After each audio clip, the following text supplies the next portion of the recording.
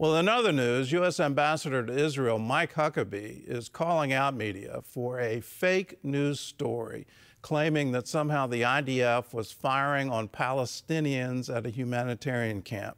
John Jessup has that story and more from our CBN News Bureau in Washington. John? Thanks, Gordon. The military conflicts between Israeli forces and Palestinians are in the news again today as troops opened fire on Palestinian suspects more than a quarter mile from an aid station. That comes after Hamas claimed Israeli soldiers killed more than 30 Gazans and wounded many more at a distribution center Sunday. Global media outlets ran banner headlines on the claim, which turned out to be untrue. CBN's Chris Mitchell has a story from Jerusalem. After CNN, the BBC, and other media ran with the Hamas story that the IDF killed dozens at a foundation aid site, U.S. Ambassador Mike Huckabee blasted the U.S. media.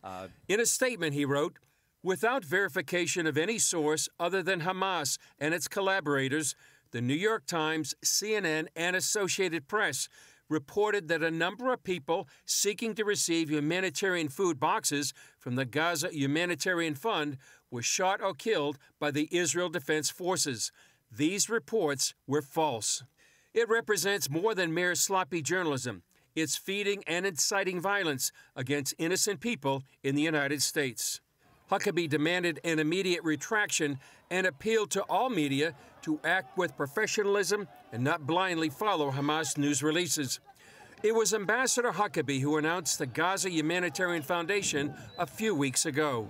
The first is that food be distributed efficiently, but also that it's distributed safely inside Gaza to the people who desperately need it. The other factor, and this is an important one, that all of this be done in a way so that Hamas is not able to get their hands on it.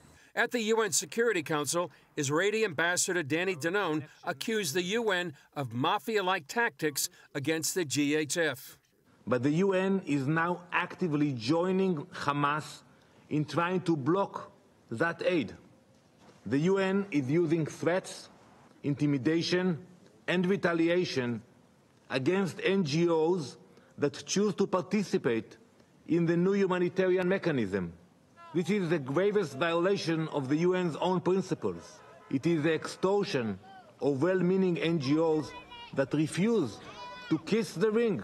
It is a shakedown by UN mobsters. How can they do that? And in the nuclear negotiations with Iran, President Trump on Truth Social again stated his red line on stopping the enrichment that would allow Iran to build nuclear weapons.